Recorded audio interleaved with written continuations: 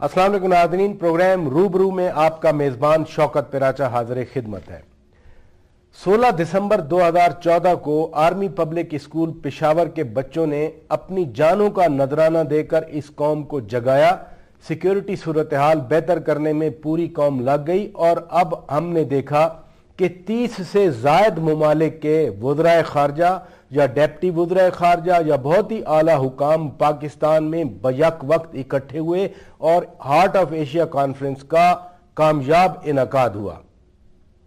दूसरी तरफ पाकिस्तान और भारत के ताल्लुकात में एक मुकम्मल यू टर्न आया है।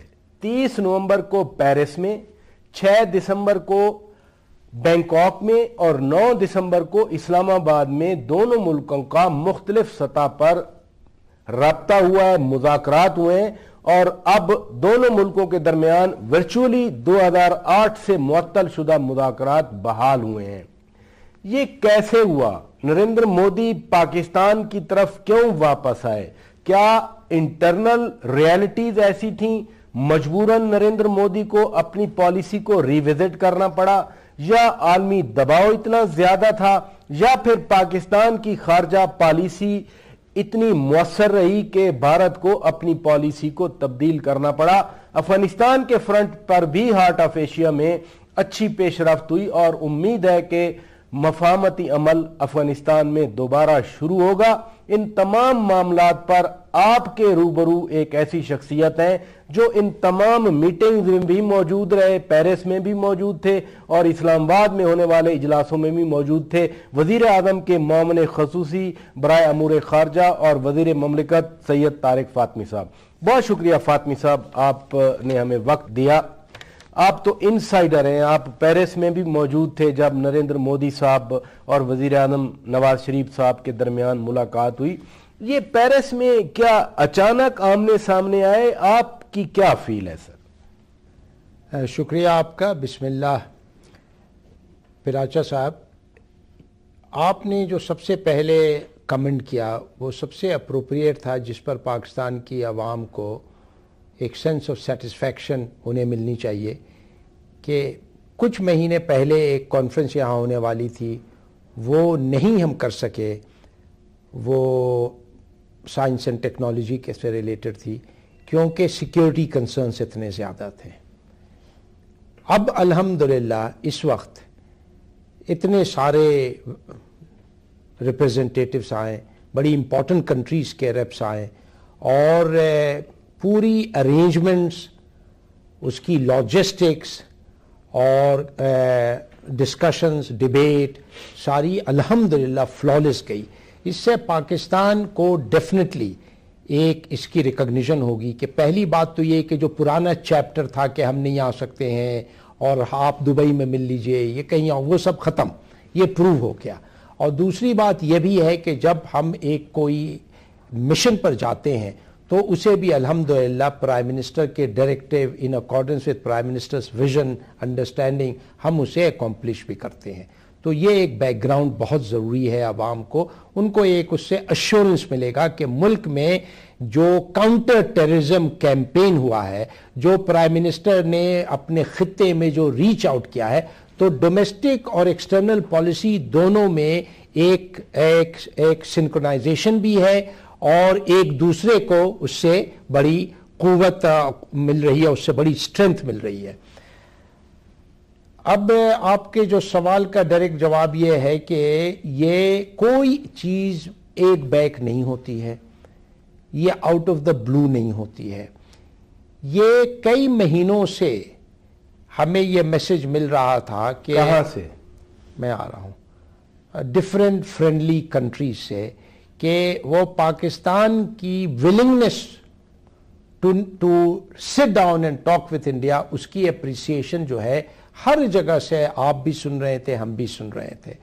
और साथ साथ प्राइम मिनिस्टर साहब ने हमारे सारे फ्रेंडली कंट्रीज़ के लीडरशिप को, जहाँ भी हम गए, ये उनके जब लीडर्स यहाँ आए, हमने उन्हें इस चीज़ को सेंसिटाइज किया कि हमारी जो ऑब्जेक्टिव थी, جو 2.5 سال پہلے انفیکٹ رائیونڈ میں بیٹھ کے جب پرائم منسٹر صاحب اسپیچ کرتے تھے، یہ آپ لوگوں کو انٹرویو دیتے تھے، جو تھیم ان کی تھی، جو ڈومینیٹنگ تھیم تھی، وہ ان چینجڈ ہے، ناٹ وتھ اسٹینڈنگ کے آبسٹیکلس اور اس میں دشواریاں پیدا ہوئیں، ان کی یہ فرم بلیف ہے۔ بیک گراؤنڈ سن لیجئے تو بڑا پیرس میں کیا ہوا فاطمی صاحب، اس وجہ سے اب آپ سمجھ سکتے ہیں کہ گراؤنڈ ریئلٹیز بدل چکے تھے۔ گراؤنڈ ریئلٹیز اس لیے بدل چکے تھے کہ پہلے سال بھر 2 سال پہلے یہ ریئلٹی ہماری ولنگنس تھی، ہماری پالیسی تھی، اور دنیا کی خواہش بھی اب زیادہ انٹینسیفائی ہو گئی کہ پاکستان اپنے ملک کے اندر جو پالیسیز فالو کر رہا ہے، جو خطے میں پالیسیز پرسو کر رہا ہے، جو گلوبل پلین پر جس قسم کی رسپانسبل ہماری ایکٹیویٹیز ہے اور انیشیٹوز ہے، پاکستان کے ساتھ ان کے نیبرز کو بات چیت کرنا چاہیے۔ یہ آ گیا ایکسٹرنل انکریجمنٹ، جو بیرونی دنیا کا ایک انفلوئنس کہیں، پریشر کہیں، ان کی طرف سے ایک کنونسنگ آرگیومنٹ کہیں۔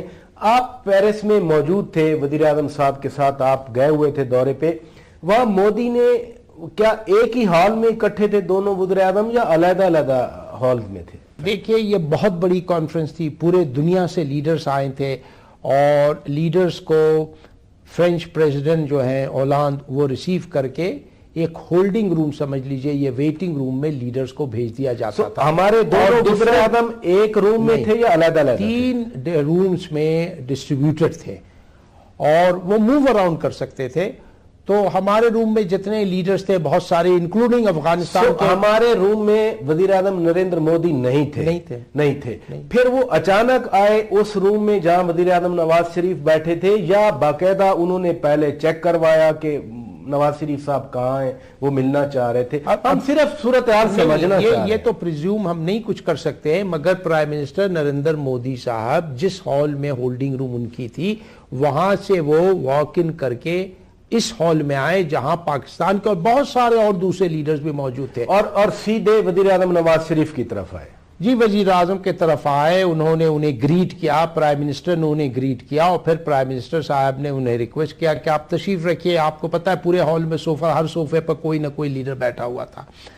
پھر ہم ہٹ گئے تاکہ دونوں لیڈرز جو ہمارے ہیں وہ آپس میں بات چیت کر سکے۔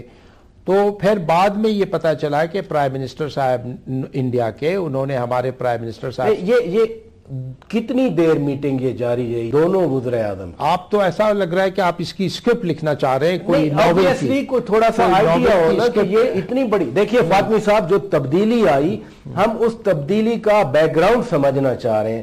تو دونوں وزیر اعظم اس روم میں اکٹھے ہوئے جس میں وزیر اعظم نواز شریف صاحب بیٹھے تھے، یہ کتنی دیر بات چیت چلی؟ میرا یہ خیال ہے کہ ابھی مشکل سے 2 منٹ بھی بات چیت ہوئی ہوگی کہ prime minister, Indian prime minister نے اپنے فارن سیکرٹری کو اشارہ کیا نزدیک آنے کے لیے، اور پھر میں بھی اپنے پرائم منسٹر کے نزدیک چلا گیا۔ اور فاطمی صاحب، پہلے دونوں وزیر اعظم اکٹھے بیٹھے رہے، پھر جے شنکر صاحب ان کے پاس آ گئے، اور سید طارق فاطمی صاحب میاں نواز شریف کے قریب آ گئے۔ جی پھر اور ہم نے دیکھا کہ پرائم منسٹر مودی صاحب نے کہا کہ ہماری کانٹیکٹس بند ہو چکے ہیں، ہماری بات چیت نہیں ہو رہی ہے، تو یہ ہونی چاہیے۔ تو پرائم منسٹر صاحب نے کہا کہ یہ تو میں نے آپ کی انیشیٹو پہ، میں دلی گیا ہی تھا اسی کام کے لیے، اور ہم تو ہر جگہ یہ کہتے رہے ہیں کہ دو کنٹریز جن کے اتنے تعلقات، ہسٹورک تعلقات ہیں، لنکیجز ہیں، اور وہ بات چیت بھی نہیں کرتے ہیں، یہ تو بڑی غلط بات ہے۔ اور خاص کہ ہماری عوام جو ہے وہ تو ایک دوسرے کے ساتھ بات چیت کرنا چاہتی ہے، تو کیوں ہم تیار نہیں ہوتے ہیں؟ خیر اینی وے، تو یہ پروپوزل آیا کہ دونوں نیشنل سیکیورٹی ایڈوائزرز کی ملاقات ہونی چاہیے۔ یہ نریندر مودی صاحب کی طرف سے آیا، ٹھیک ہے۔ تو پرائم منسٹر صاحب نے کہا ٹھیک ہے۔ تو پھر بینکاک میں فارن سیکرٹری صاحب بھی تو ساتھ تھے؟ نہیں، تو پھر یہ دونوں نے آپس میں فیصلہ کیا کہ نیشنل سیکیورٹی ایڈوائزرز کے ساتھ ساتھ فارن سیکرٹریز، کیونکہ منسٹری آف فارن افیئرز وہ انسٹیٹیوشن ہے جو اس پروسیس کو لے کر آگے بڑھے گی۔ تو یہ ایک ہم نہیں چاہتے ہیں کہ ون آف میٹنگ ہوئی، آپ نے کافی پیا چلے گئے۔ تو یہ ایک اگر پروسیس آپ کو بنانا ہے تو پھر اس میں فارن سیکرٹریز کو بھی ہونا چاہیے۔ تو بینکاک وینیو کیسے ڈیسائیڈ ہوا؟ نہیں، وہ تو کوئی بھی کہا گیا کہ اگر دلی جائیں گے تو میڈیا کی ہر قسم کی اسپیکولیشن ہوگی، اسلام آباد آئیں گے تو ہماری پہلی میٹنگ جو ہے وہ کسی نیوٹرل گراؤنڈ پر ہو جائے تاکہ کسی قسم کی اسپیکولیشن سے یہ ہماری جو کامن آبجیکٹو ہے وہ ڈسٹرب نہ ہو۔ کامن آبجیکٹو کیا ہے کہ دونوں ملکوں کو اپنی بات چیت جو ہے شروع کرنی چاہیے۔ تو پہلے خیال تھا کہ سنگاپور کر لیا جائے، ڈیفرنٹ وینیوز تھنک کیے گئے، فائنلی پتہ چلا کہ دونوں ملکوں کے لیے کنویننٹ بینکاک ہے۔ تو بینکاک میں پھر پرائم منسٹر صاحب جب واپس یہاں آئے تو جو طریقہ کار ہے پرائم منسٹر کی جو میتھڈ ہے وہ اپنے سارے سینئر ایڈوائزرز کو اکٹھا کرتے ہیں، ان کے ساتھ ڈسکشنز کرتے ہیں، پھر نیشنل سیکیورٹی ایڈوائزر اور فارن سیکرٹری کو پرائم منسٹرز کی ڈائریکٹیو اور انسٹرکشنز دے کے بھیجا گیا۔ اچھا، وہاں سے وہ آئے، انہوں نے یہ رپورٹ دی پھر پرائم منسٹر کو اور ان کے سینئر کولیگز کو کہ بات چیت جو ہے وہ ایک کارڈیل ایٹماسفیئر میں تھی، ایک کینڈیڈ ڈسکشنز تھا اور دونوں کی اپروچ میں ایک کنسٹرکٹیو ایٹیچیوڈ دیکھا گیا۔ اور پھر یہ بتایا گیا کہ اب Indian foreign minister Sushma Swaraj جو ہیں، کیونکہ دونوں NSCs کی میٹنگ ہو گئی ہے اور انہوں نے ایگری کیا ہے کہ اب بات آگے بڑھے تو وہ تشریف لائیں گے ہارٹ آف ایشیا پر۔ سو یہاں تک فائنل ہو گیا کہ بھارت کی وزیر خارجہ پاکستان آئیں گی، وزیر خارجہ پاکستان آئیں، یہاں پر مذاکرات ہوئے اور ایک نئی جوائنٹ سٹیٹمنٹ آئی جس میں کمپوزٹ ڈائلاگ کو کمپریہنسو بائیلیٹرل ڈائلاگ کے نام سے بحال کیا گیا۔ فاطمی صاحب، بریک کا وقت ہوا ہے، ناظرین بریک لیتے ہیں۔ بریک کے بعد جب واپس آئیں گے تو جو کمپوزٹ ڈائلاگ کو کمپریہنسو بائیلیٹرل ڈائلاگ کہا گیا ہے، اس کے اسکوپ پہ ذرا بات کریں گے کہ آگے کیسے بڑھیں گے دونوں ملک اور نام تبدیل کرنے کی ضرورت کیا تھی۔ فاطمی صاحب سے یہ پوچھیں گے ایک بریک کے بعد۔ سٹے ود اس۔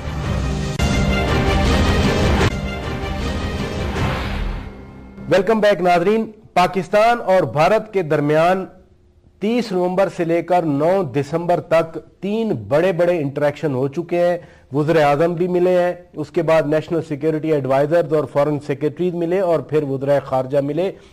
اس ساری سیریز میں جوائنٹ سٹیٹمنٹ آئی جس میں خود بھارتی وزیر خارجہ سشما سوراج نے اعلان کیا کہ پاکستان کے ساتھ مذاکراتی عمل بحال ہو رہا ہے۔ پہلے کمپوزٹ ڈائلاگ تھا، پھر ریزیومڈ ڈائلاگ ہوا اور اب اسے کمپریہنسو بائیلیٹرل ڈائلاگ کا نام دیا گیا ہے۔ سید طارق فاطمی صاحب ہمارے روبرو ہیں۔ فاطمی صاحب، یہ کیا ضرورت پیش آئی؟ بہت لوگوں نے بلیو می مجھ سے پوچھا کہ آپ فارن آفس کور کرتے ہیں، یہ کمپوزٹ ڈائلاگ کی بجائے کمپریہنسو بائیلیٹرل ڈائلاگ کا نام کیوں دیا گیا ہے؟ یہ ہم اس میں کوئی سگنیفیکنس نہیں اٹیچ کرتے ہیں۔ انسیڈنٹلی میں آپ سے گزرتے ہوئے ذکر کروں کہ کمپوزٹ ڈائلاگ پروسیس کی بھی کریڈٹ میاں نواز شریف کو جاتی ہے۔ یہ انہی کے پرائم منسٹرشپ کے دوران ان کی پہلی انیشیٹو تھی اور انہوں نے فارن سیکرٹری شمشاد کو 22 جون 1997 کو دہلی میں جوائنٹ سٹیٹمنٹ سلمان حیدر صاحب اور شمشاد احمد خان صاحب۔ جی بالکل آپ کی صحیح ہے۔ اب دیکھیے الحمدللہ اتنے، لیکن درمیان میں جب ریزیوم ہوا جنوری 2004 میں جنرل مشرف کو بھی کریڈٹ جاتا ہے کہ انہوں نے بھی اسی چیز کو آگے بڑھایا، وہی 8 نکاتی ایجنڈا آئٹم تھا۔ جی، نواز شریف کی اوریجنل تھاٹ پروسیس کو بہت کچھ سبق اور بہت کچھ نقصان ملک کو پہنچانے کے بعد ان کو یہ سبق سمجھ میں آیا۔ آپ کارگل کی طرف اشارہ کر رہے ہیں، آپ بھی سمجھتے ہیں اور پوری عوام بھی سمجھتی ہے۔ سوال یہ ہے پراچا صاحب کہ ہم نے نہ صرف ڈائلاگ کو ریزیوم کروایا ہے اس میٹنگ کے ساتھ، بلکہ کسی قسم کی ڈاؤٹ نہیں رکھا ہے کہ ایکچولی کیا ڈسکس ہوگا۔ تو ان سارے 8 آئٹمز جو کمپوزٹ ڈائلاگ میں تھے ان کو ہم نے اپنے جوائنٹ سٹیٹمنٹ میں دہرایا ہے اور اس کو فردر ایکسپینڈ کیا ہے جو عوام کی خواہشات کو ریکگنائز کرتی ہے۔ اس میں 2 آئٹمز کیا ہے، ایک پیپل ٹو پیپل کانٹیکٹ اور ایک religious tourism. This is close to the hearts of the people in both countries. تو یہ شاید یہ فیلنگ انڈینز کی تھی کہ کمپوزٹ ڈائیلاگ کی اونرشپ اس حکومت کی نہیں ہے، تو یہ حکومت جب اتنی بڑی انیشیٹو لے رہی ہے مودی صاحب کی، تو اس انیشیٹو کو وہ ایک نیا نام لے. وہ ماضی سے ڈس ایسوسیٹ کرنا چاہ رہے تھے اس ڈائیلاگ پروسیس کو اور ایک نیا نام دینا، صرف نام کے حد تک. بٹ بی جے پی کی حکومت تھی نا 2004 میں، مگر وہ بی جے پی نے اسی کو آگے بڑھایا تھا نا. نہیں، اسی لیے تو میں صرف اسپیکولیٹ کر رہا ہوں، میں تو نہیں ڈیفینیٹلی کہہ سکتا ہوں. ان کی خواہش تھی کہ اس میں کئی دفعہ انٹرپشنز ہوئے ہیں، بریکس ہوئے ہیں، تو اس کو اب ہم چھوڑیں. اس کی ایسنس کو، اس کی سبسٹنس کو انہوں نے پک اپ کیا اور اس کو نام بدل کر کے نیو ڈریسنگ میں اسے پھر پیش کیا گیا. ہمیں اس سے کوئی اعتراض یہ بھارت سے کلیئر ہو گئی یہ بات. جی بالکل ہو گئی. پچھلے راؤنڈ میں کلیئرٹی کی تو موجود ہے اسٹیٹمنٹ. پچھلے راؤنڈ میں نومبر 2008 تک جتنی پروگریس ہوئی، اب اس سے ہم نے آگے بڑھنا ہے. That will remain intact. جی، جو دو سوورن اسٹیٹس کی ہسٹری ہوتی ہے اس کو آپ کبھی ڈسکارڈ نہیں کر سکتے ہیں. وہ آپ کمنگ جنریشن جو ہے اپنے پریویس جنریشنز کے ریکارڈ ہی پر اپنے اسٹرکچر کو بلڈ کرتی ہے.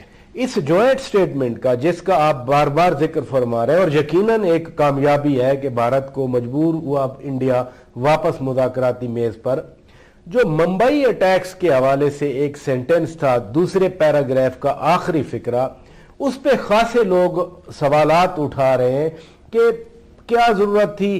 پہلی بات یہ ہے کہ آپ ان کو آشور کر رہے ہیں of the steps being taken to expedite the trial, conclusion of the trial. یہ تو عدالتی معاملہ ہے. حکومت عدالت کو کیا فورس کرے گی کہ جلدی فیصلہ کریں؟ نہیں، یہ ان لوگوں کو شکوک ہے اور ان کو آبجیکشنز ہے جن کو بامبے کے بارے میں پوری انفارمیشن نہیں. دیکھیں، بامبے میں صرف انڈین نیشنلز نہیں مارے گئے تھے، بہت سارے ملکوں کے نیشنلز مارے گئے تھے. تو یہ ایشو صرف انڈیا نہیں ریز کرتا ہے، ڈیفرنٹ کنٹریز ریز کرتی ہیں. نمبر 1. نمبر 2، ہماری کو کسی قسم کی اسٹیٹ آف پاکستان کی تو انوالومنٹ نہیں تھی، تو ہمیں کیوں امبیرس ہونا چاہیے؟ ہم امبیرس نہیں ہیں. اگر کسی شخص نے پاکستان کے سرزمین سے اس میں انوالومنٹ ہے تو کورٹ کچہری کو اسے فیس کرنا چاہیے. ہماری کانشس کلیئر ہے، ہمارے ریکارڈ کلیئر ہے. ان فیکٹ میں آپ کو بتاؤں کہ ہم نے اس سے پہلے اور اس میٹنگ میں بھی یہاں اسلام آباد میں یہ ریکویسٹ کیا کہ آپ سے جو ایویڈنس مانگی گئی ہے، جو آپ سے کہا گیا ہے کہ جس قسم کی ریکارڈ چاہیے، ڈاکیومنٹ چاہیے، وہ آپ ہمیں اسپیڈلی ٹرانسفر کریں تاکہ ہمارے جو کورٹس کی ڈیمانڈ ہے وہ ہم میٹ کر سکیں. حکومت کورٹ کو پریس تو نہیں کر سکتی ہے، مگر جو ان کی ریکوائرمنٹ ہے، جس چیزوں کی انہوں نے ڈیمانڈ کی، وہ تو پہنچا سکتی ہے. حکومت پاکستان اپنی ہی عدالت کے ساتھ پورا تعاون کرے گی، انہیں اسسٹ کرے گی انڈیا سے ان قسم کی ایویڈنس کو منگوا کر کے دینے کی جو کورٹس مانگ رہی ہیں. دیکھیے، یعنی وہ جو اوفا میں جو بیان آیا تھا اسی کی کنٹینیوٹی میں یہ ہوا. اب ہم نے اوفا کے بعد ہم نے بھی کچھ ڈوزیئر دیے، جا کے یو این کو ڈوزیئر دیے، سرتاج حدیث صاحب نے جان کیری کو ڈوزیئر دیے، اور اوفا کے بعد یہاں پریس کانفرنس میں اناؤنس ہوا تھا کہ ہم ان کے نیشنل سیکیورٹی ایڈوائزرز کو بھی وہ ڈوزیئر دیں گے. تو کیا وہ 3 ڈوزیئر جن کا تعلق پاکستان کے اندر دہشت گردی کے واقعات میں بھارت کا ملوث ہونا ہے، وہ بھارت کو بھی دیے یا نہیں؟ نہیں، میں جہاں تک میری انفارمیشن ہو سکتا ہے کہ دی گئی، نہیں، میرے حساب سے نہیں دی گئی ہے، ابھی نہیں دی گئی ہے. مگر وہ ڈاکومنٹس جو ہے یونائٹڈ نیشنز کو دی گئی ہے اور یو ایس کو دی گئی ہے، اور ہم نے یو ایس نے ایکنالج کیا ہے، یو این نے ایکنالج کیا، اور یو این کا جو سسٹم ہے، جو طریقہ کار ہے، اس سے انہوں نے P5 سے شیئر کیا ہے.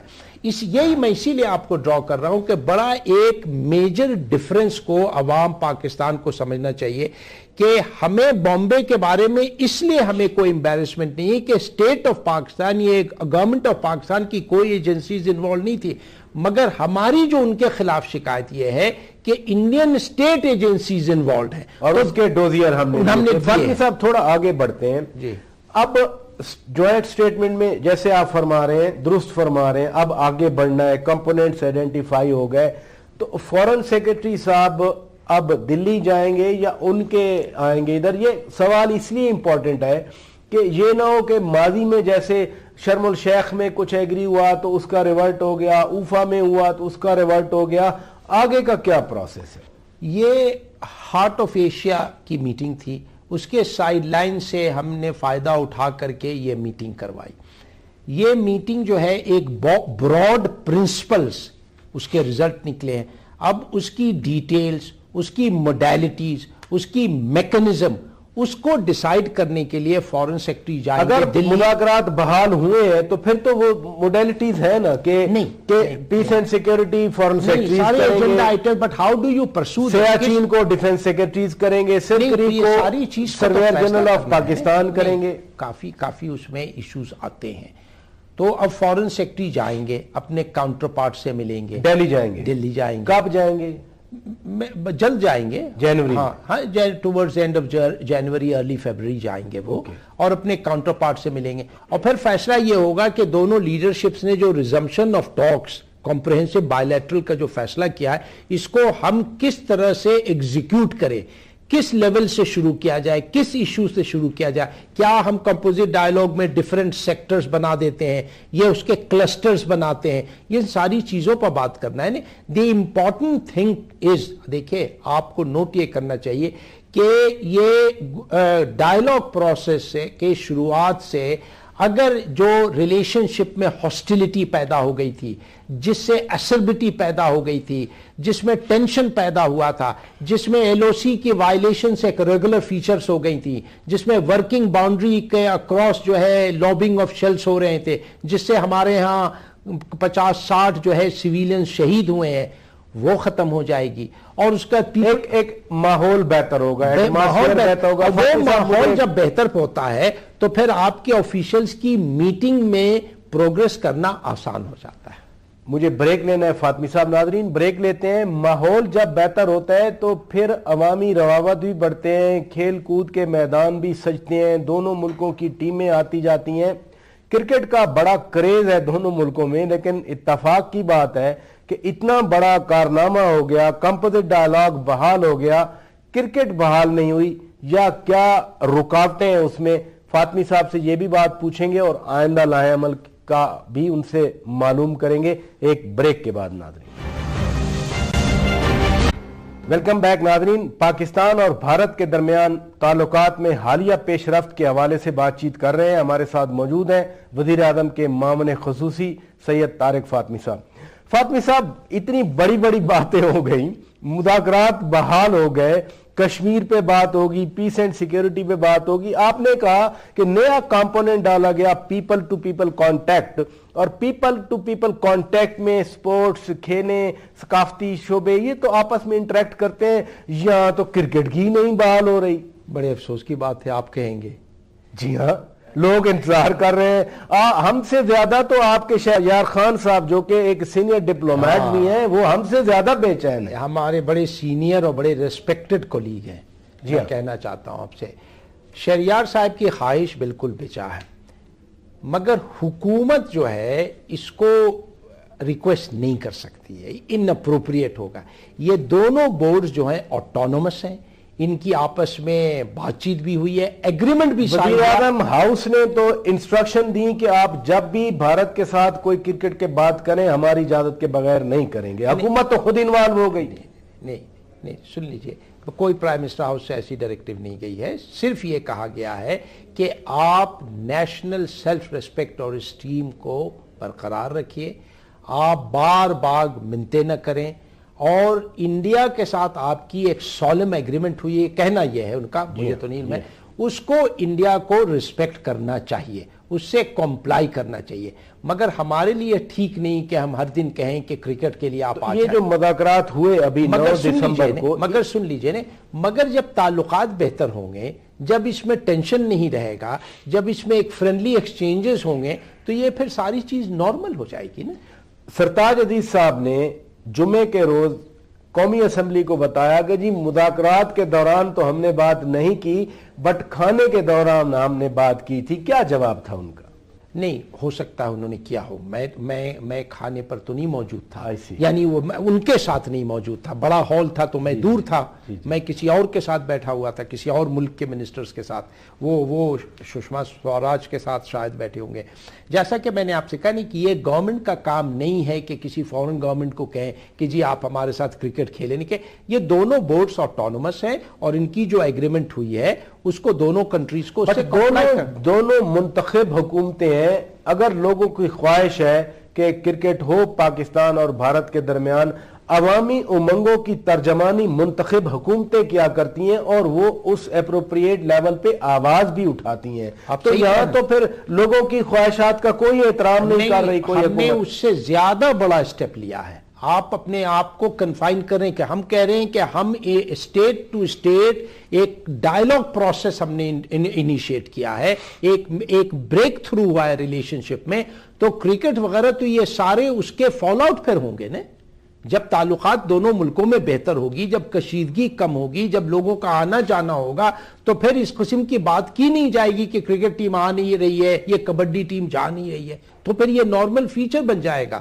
آپ دعا کریں کہ یہ بات چیت جو ہے یہ ایک ان انٹرپٹیبل پروسیس بن جائے اور کسی قسم کی امپیڈیمنٹ جو چھوٹے جناب مشرف نے بھی 2005 میں جو جوائنٹ سٹیٹمنٹ دی تھی ڈاکٹر منموہن سنگھ کے ساتھ دہلی میچ دیکھ کے بعد، اس میں بھی یہی لکھا تھا کہ پیس پروسیس از irreversible، لیکن اس میں انٹرپشن اتنی بار آئیں، اس کی میں کہنا یہ چاہ رہا ہوں کہ کوئی گارنٹی نہیں ہے، گارنٹی تو کسی چیز کی نہیں ہے نا، مگر آپ کی کوشش تو جاری رہنی چاہیے اور آپ کی نیت اچھی ہونی چاہیے، تو اللہ تعالیٰ جو ہے نا جس کی نیت اچھی ہوتی ہے تو اسی کو کامیابی دیتا ہے۔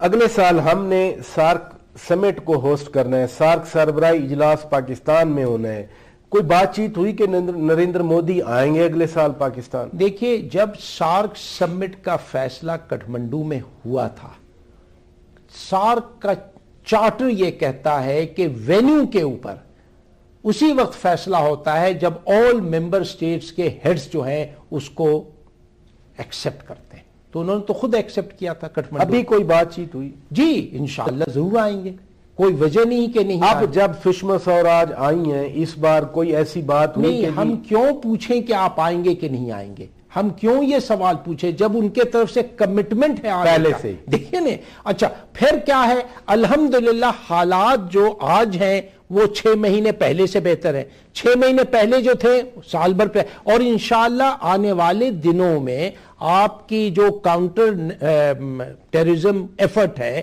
جو آپ کا نیشنل ایکشن پلان ہے، جس طرح سے ملک کے اندر بہتری آ رہی ہے، اب آپ کراچی کے حالات دیکھیں، کراچی بہتر ہے، ہم سب کہتے ہیں، میں اکیلے نہیں کہتا، خود کراچی کے لوکل سٹیزنز کہتے ہیں کہ جس قسم کی کڈنیپنگز اور بلیک میل اور لوگ خوش ہیں، رینجرز نے بزنس جو رینجرز نے کاروائیاں کی ہیں، جو قربانیاں وہاں دی گئی ہیں، لوگ خوش ہیں، بزنس ایکٹیویٹیز بہتر ہو رہی ہے، اکنامک گروتھ ہو رہی ہے، تو اسی طرح سے انشاءاللہ آپ دیکھیں گے کہ آپ جب اس ایفرٹ کو کلمینیٹ کریں گے تو the country will truly become peaceful and stable۔ Pakistan اور بھارت کے درمیان ٹریڈ بھی ایک ایلیمنٹ ہے، آپ ہی کی حکومت ایک دن فیصلہ کر چکی تھی کہ کابینہ کا اجلاس ایک جمعے کو بلایا جائے اور موسٹ فیورڈ نیشن کا سٹیٹس دیا جائے، پھر اگین نام بدلا گیا، NDMA نام رکھا گیا، نان ڈسکریمنیٹری مارکیٹ ایکسیس۔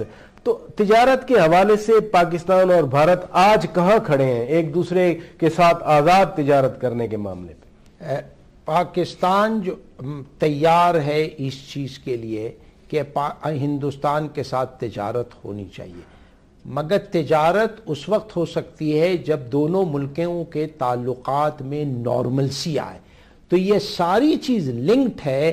یہ جو 9 دسمبر کو انیشیٹو دونوں ملکوں نے لیا ہے، اگر یہ پروسیس چل پڑا اور جب آپ پیس اور سیکیورٹی کی بات کر رہے ہیں، جہاں آپ جموں اور کشمیر اور سیاچن کی بات کریں گے، تو ٹریڈ بھی آبویسلی اس میں آئے گا۔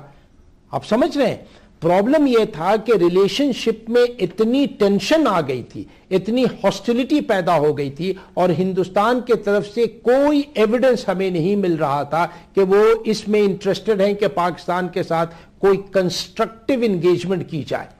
اب تو آ گیا نا, اب تو جوائنٹ سٹیٹمنٹ آ گیا. یہ شروعات ہے, اس کی انیشل سٹیجز ہے. اب اس کو ایک فارمیٹ کے اندر لانا ہے, ایک میکنزم کے اندر لانا ہے, اس کی موڈیلٹیز پر کو تعین کرنا ہے. تو انشاءاللہ آپ کی دعا ہونی چاہیے اور ہم سب کی کوشش ہونی چاہیے. فاطمی صاحب, وقت بھی کم رہ گیا ہے. افغانستان بہت بڑا ایشو تھا, بٹ میرا ایک ہی سوال ہے کہ ٹرائی لیٹرل بھی ہوئی, بائی لیٹرل بھی ہوئی, کوارٹریلیٹرل بھی, یعنی دو طرفہ ملاقاتیں ہوئی, 6 افریقی مذاکرات ہوئے اور 4 افریقی مذاکرات ہوئے. کب تک مفاہمتی عمل شروع ہو رہا ہے؟ یہ 29 جولائی 2015 کو ملا عمر کے موت کی خبر جب کابل سے نکلی, اس کے بعد یہ سارا پروسیس جو ہے وہ انرائیول ہو گیا. ٹھیک ہے, اس کے بعد کیونکہ یہ افغان لیڈ پروسیس ہے, افغان اون پروسیس, ہمارا ایک سپورٹنگ رول ہے اس کے اندر. ہم نے تو آگے نہیں بڑھنا ہے, وہیں تک جانا ہے جہاں تک افغانستان کی حکومت کہتی ہے کہ آپ جائیے.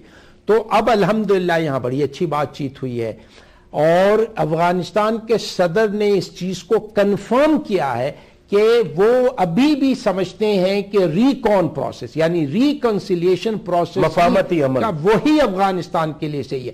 ساتھ ساتھ امریکنز نے بھی یہی کہا ہے, چائنیز نے بھی یہ کہا, اور سارے کانفرنس, یہ کانفرنس ہی تھی افغانستان کے بارے میں, ہارٹ آف ایشیا. تو یہ استنبول پروسیس اور ہارٹ آف ایشیا کی جو ڈکلیریشن ہے وہ بھی ریکون پروسیس کو, آپ کی بات سے یہ سمجھوں کہ افغان سائیڈ اب ہمیں ریکویسٹ کرے گی اور پھر ہمارے لوگ وہاں جائیں گے اور ان کے ساتھ کنسلٹیشنز کر کے یہ طے کریں گے کہ کب اور کہاں اور کس طرح سے باتیں. ایک چیز یاد رکھیے گا کہ ریکون پروسیس, میں دوہرا رہا ہوں, ریکون پروسیس میں Pakistan is not the leading participant. سمجھ آ گئی, یعنی وہ ابھی افغان جس طرح سے اور جتنا وہ کہیں گے ہم کریں گے. افغان حکومت کی درخواست کا انتظار ہے. پہلے درخواست آئے گی, پھر ہمارا ایک وفد کابل جائے گا, طے کرے گا چینے, اور پھر یہ سیکنڈ راؤنڈ ہوگا.